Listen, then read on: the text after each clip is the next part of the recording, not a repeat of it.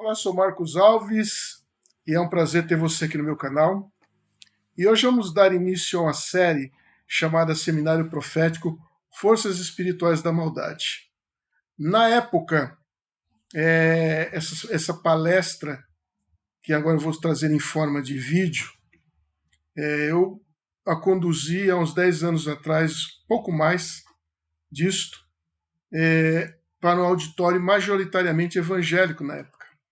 Eu fazia parte de um rádio, programação de uma rádio, lá na Rádio Musical, e periodicamente nós nos reuníamos em um auditório e ali nossos ouvintes sempre nos prestigiaram com a presença deles. E eu trouxe esse seminário. Na verdade, esse seminário, ele continua. Eu apenas apresentei, creio eu, 2 ou 3 partes dele. Tinha mais coisas ali que eu gostaria de ter falado na ocasião, mas não foi possível. E agora, com o canal no YouTube, eu estou aqui disponibilizando esse material para os irmãos. E claro que eu não poderia deixar de dizer que o canal Marcos Alves Oficial, o meu canal, tem aí o apoio do Antes do Fim, que é outro canal no qual eu trabalho em parceria com meu prezado irmão Eduardo Marinho. E temos feito um bom trabalho ali. E depois eu vou deixar o link deste canal para que você possa estar se inscrevendo e acompanhando o nosso trabalho apologético lá, tá? Ali é um trabalho de apologia, bem diferente da linha que eu costumo seguir aqui. Então, hoje nós vamos estudar um tema que eu acho muito interessante e que as pessoas costumam, às vezes, podem rotular de teoria da conspiração. Mas quando se entra com esse tipo de argumento, muitas vezes eu enxergo aí que é melhor rotular para criar o preconceito do que entrar no assunto propriamente dito. O tema que eu tenho hoje é a infiltração jesuíta no pentecostalismo. O jesuitismo, os jesuítas, no período que eles foram criados justamente por Inácio de Loyola, e ele criou, chamada Companhia de Jesus, com o objetivo de frear o avanço da reforma protestante. E o principal objetivo dos jesuítas sempre foi combater o movimento protestante. Neste livro aqui, da editora Vida, História da Igreja Cristã, temos o seguinte: de ainda maior influência na Contra-Reforma foi a Ordem dos Jesuítas, fundada em 1534 pelo espanhol Inácio de Loyola. Era uma ordem monástica caracterizada pela combinação da mais severa disciplina, intensa lealdade à igreja e à ordem, profunda devoção religiosa e um marcado esforço para arrebanhar prosélitos. Então, aqui temos uma parte que é o interessante aqui. Mas ao final também. O seu principal objetivo era combater o movimento protestante tanto com métodos conhecidos como formas secretas. E essas formas secretas envolviam inclusive assassinatos. Se fosse preciso, eles faziam isso. E logo no final, eu gostaria de ler aqui o seguinte. Já para o final, tá? Próximo ali das últimas linhas. A ordem dos jesuítas foi proibida de funcionar dentro da igreja. Por quê? Porque eram conspiradores, eram terríveis. E são, viu? Apesar desse fato, ela continuou a funcionar secretamente durante algum tempo, mais tarde abertamente, e foi reconhecida pelo Papa em 1814. Hoje é uma das forças mais ativas para divulgar a Igreja Católica, para divulgar e fortalecer a Igreja Católica Romana em todo o mundo. Então, já deu para perceber aqui. Primeiro ponto. Era uma ordem dedicada a destruir, a combater o movimento protestante. E isso ela tem feito bem. E outra coisa que é importante dizer é que o atual Papa Francisco, é um jesuíta. Vamos lá ao início do movimento pentecostal com William Seymour. Quem nunca ouviu falar do movimento ali, do movimento pentecostal ali na Rua Azusa? Quem não lembra disso? A princípio, as reuniões começaram na casa da família Asbury, na Rua Bonnie Brae Norte 214. Né? Aí depois eles foram para o 312 da Rua Azusa Street, em Los Angeles, na Califórnia. Né? Fé apostólica, evangelho e por aí vai. E lá teve o que o pessoal costuma chamar de como é que é? Pentecostalismo clássico.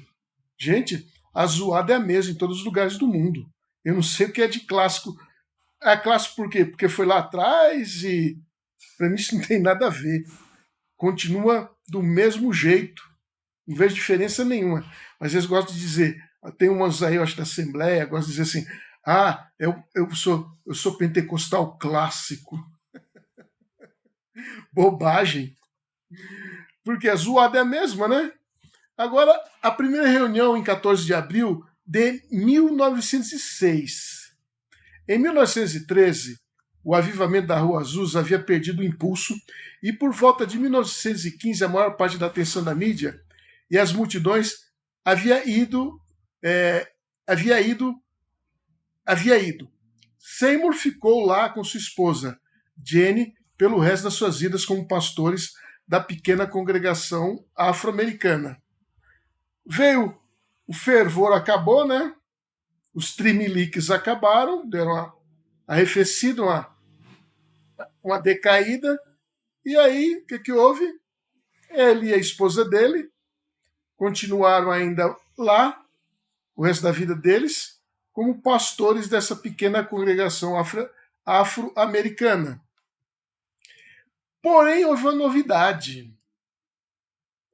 Os católicos romanos, que eram muito refratários com esse negócio de labachúrias daqui, orimicantas dali, acontece que ocorreu, esse aqui é o berço da renovação carismática católica, que ocorreu na Universidade de Duquesne do Espírito Santo. Olha só o local que foi escolhido. Isso aqui está na cara que o local foi escolhido a dedo. Não vão me dizer que foi o Espírito Santo nos levou até lá. Não, isso foi escolhido a dedo, esse local. E ali temos aqui Ralph Martin e Steve Clark. No outono de 1967, houve o Congresso Nacional dos Cursilhos da Cristandade. E isso daí foi levado a efeito pelo padre Edward O'Connor. E lá nesses cursilhos começou-se a ter a origem do tal das línguas estranhas entre os católicos. Aqui vocês estão vendo aqui duas literaturas, A Cruz e o Punhal, do Dixon, e eles falam em outras línguas, do John Sherrill. Steve Clark. Aqui temos o reverendo David Wilkerson. Vou voltando aqui para a gente poder ver. E aqui ele escreveu esse livro, tá? Inclusive se tornou filme bem antigo aí. Esse livro foi lançado pela editora Betânia. Em 1996, vamos aos primeiros passos. Em 1966, estudantes católicos da Universidade de Duquesne começaram a reunir-se para a prática de oração e conversas a respeito da fé. Eram católicos que se dedicavam a atividades apostólicas, mas estavam insatisfeitos com a experiência religiosa. Queria mais, né? Queria os trimeliques. Em razão disso, começaram a rezar para o Espírito Santo se manifestasse neles, na vontade de vivenciar uma experiência mais profunda com o Espírito Santo. Foram ao encontro de William Lewis, sacerdote da Igreja Episcopal Anglicana. Lembra daquela igreja fundada pelo rei Henrique VIII, que queria casar de novo, o Papa não deixou, e por final ele criou a igreja dele? Pois é, essa igreja aqui. Que os encaminhou a Beth de Shoemaker, uma senhora que realizava em sua casa reuniões de oração pentecostal. Eles católicos e ela pentecostal. Em 3 de janeiro de 67, Ralph Kafer e sua esposa Patrick Burgos e William Story foram à casa de Flo Dodge, paroquiana episcopal de William Lewis, para assistir à reunião. A tal de a reunião para buscar o tal do dom do Espírito Santo à moda deles. Em 20 de janeiro, assistem a mais uma reunião e suplicam que se ore para que eles recebam o que se chama batismo no Espírito Santo. Na Assembleia de Deus, há essa doutrina de que a prova, a manifestação de que a pessoa recebeu o batismo do Espírito Santo é o falar as tais das línguas estranhíssimas. É estranha mesmo, nem o próprio Deus reconhece. E em 20 de janeiro, assiste a mais uma reunião. Tá. Ralph recebeu assim o chamado dom de línguas, fenômeno conhecido no meio acadêmico como glossolalia. É aquela papagaiada que tem no meio deles. Na semana seguinte, em fevereiro de 67, Ralph impõe as mãos para que os três recebam esse mesmo batismo do Espírito Santo. Olha só a história como é que é. Católicos vão atrás da manifestação pentecostal, que era conduzida lá pelo um sacerdote da igreja episcopal anglicana. Quer dizer, no final é tudo igual.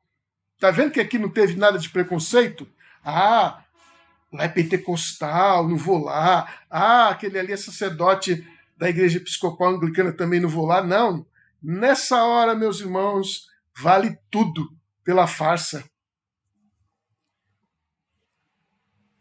Nos primeiros passos ainda. E em 67, Beth Guess comunica a universitários de Notre Dame, South Bend, Indiana, o que teria ocorrido em Pittsburgh em fevereiro, antes do retiro de Duquesne.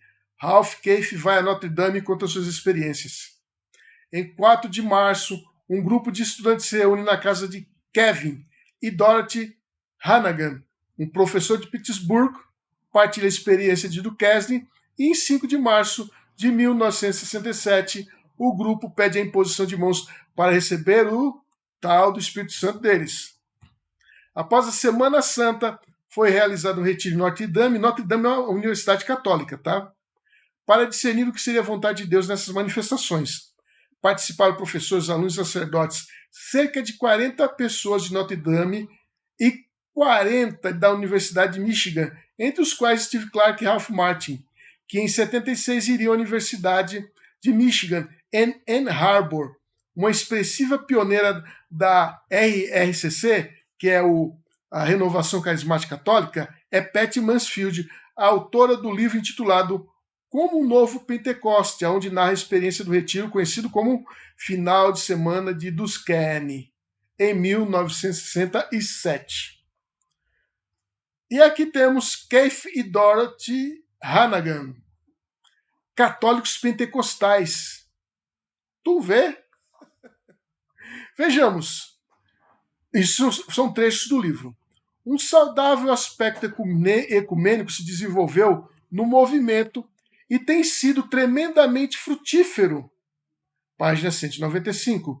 O movimento pentecostal não separou ou excluiu os católicos de sua igreja. Ao contrário, note, o seu amor pela igreja edificou uma fé viva na comunidade católica. Página 73.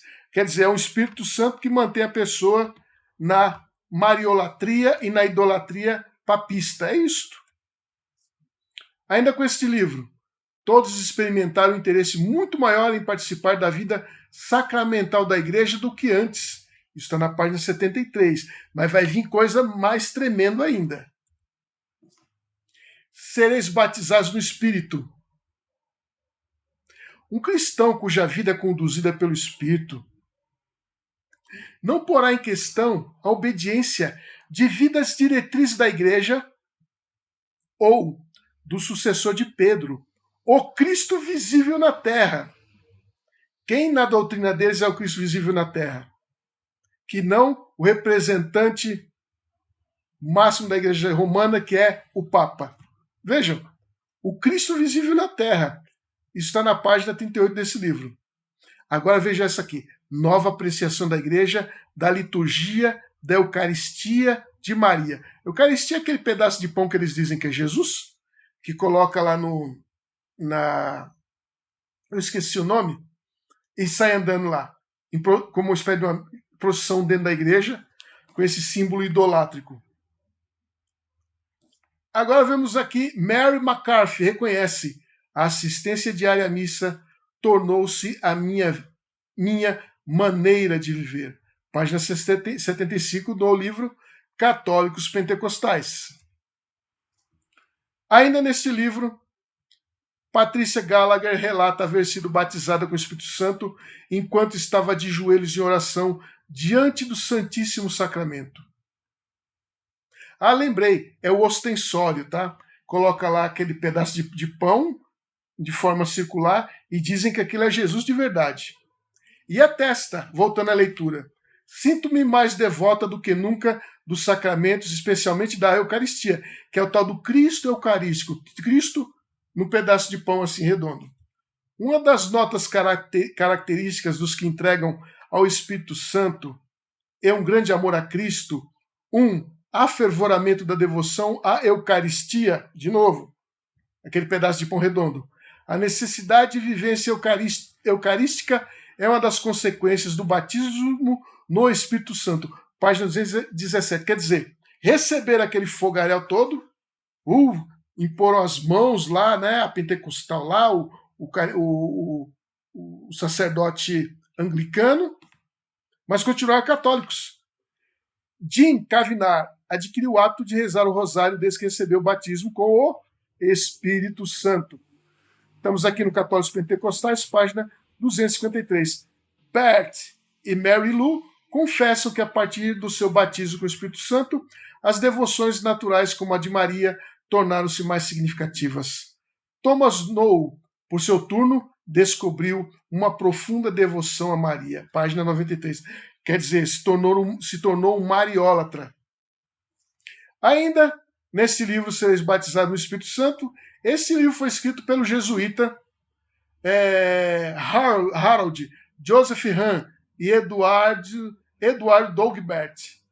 Vamos lá, no Brasil a renovação carismática católica teve origem na cidade de Campinas, São Paulo, através dos padres Harold Joseph Hahn e Eduardo Daugbert.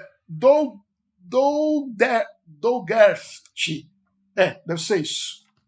Tenho visto o movimento pentecostal favorecer melhor o entendimento ecumênico. Olha só, em pouco tempo, que discussões teológicas por longo tempo. Quer dizer, não adiantou reuniões com católicos e essa turma que se diz protestante aí. Não adiantou. Bastou tagarelar, tremeliques, aquelas línguas desconexas, aquela loucura toda. Se tornou fácil. Os católicos com manias de pentecostais. Se tornou fácil o diálogo. Ah, se eles tivessem visto isso antes, né? E aqui nós temos uma fonte antiga, tá? Hoje o número é bem maior. O IBGE e a religião. Cristãos são 86,8% de 66,8% do Brasil. Católicos caem para 64,6%. Evangélicos já são 22,22%. Aumentou, viu? Aumentou. Aumentou mais isso agora. Agora eu pergunto, por que um jesuíta foi mandado ao Brasil? Vejamos. O padre jesuíta Harold chegou ao Brasil em 1964 e começou a trabalhar com o Cursílio da Cristandade em Campinas. Aquele mesmo cursílio pentecostalístico que foi na Universidade do Quesnay, lá nos idos de 1967, se não me falha a memória. Ele trouxe o pentecostalismo catolizado para o Brasil, chegando a ser diretor espiritual do mesmo, inspiração inicial para a criação de um curso para a juventude, combinando técnicas dos exercícios espirituais de Santo Inácio. Isso daqui de Santo Inácio é uma lavagem cerebral, tá? Pesquise sobre isso aí que você vai entender melhor ainda isso que eu estou falando. Agora temos aqui outro padre, Estevão Bettencourt. O ecumenismo constitui uma nota forte do pentecostalismo católico. A esse título, o movimento merece aplausos e apoio. E aqui temos uma que é demais, foi em 2006. Ele tem essa mesma maniazinha até hoje. Nos idos de 2014, houve uma reunião, vários líderes se reunindo lá nos Estados Unidos, com o pregador da teologia da prosperidade, o Kenneth Copeland. E lá o Papa dirigiu as palavras a eles, né? O representante do papado estava lá, era um anglicano, Tony Palmer, falecido. Ele faleceu jovem ainda, em um acidente no domingo, né? Indo passear, parece que foi um acidente envolvendo o carro. E naquela ocasião, Tony Palmer pregou e David Copeland falou o seguinte, que a reforma acabou. Não foi naquela ocasião, foi em outra. Que ele foi em reunião com o papado, mais um monte de evangélicos pentecostais iludidos, né? E lá ele disse que a reforma, após essa reunião, voltando aos Estados Unidos, ele disse que a reforma acabou. Acabou para ele, porque nós, como adventistas, ainda continuamos a tocar o dedo na ferida das heresias do catolicismo. Mas voltando aqui, em 2006, o jornal argentino La Nación noticiou um evento com a presença de evangélicos pentecostais e católicos carismáticos, em que o então cardeal Bergoglio, que é o atual papa, participou e recebeu a oração de um pastor. O texto da notícia diz que o momento mais emocionante foi a recepção dada ao cardeal Jorge Bergoglio, que liderou uma breve saudação e perguntou, como de costume, se poderiam orar por ele. Ele fez o mesmo. Ele mandou um vídeo para Tony Palmer, lá em 2014, nessa reunião pentecostal com vários líderes, e ele veio com essa conversinha, orem por mim. E os evangélicos todos bobões começaram a orar por ele aqui, e em 2014 também.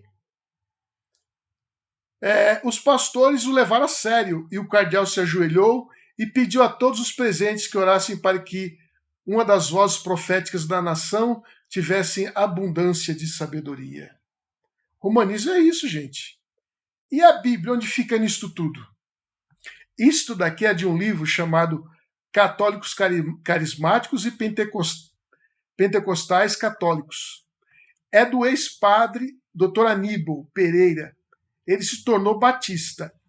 É muito interessante essa parte, essa citação das páginas 32 e 33 desse livro dele. Ele diz assim: destroem todos os apostolados doutrinários, porque aceitam como ponto de partida de sua espiritualidade o apelidado batismo no Espírito Santo.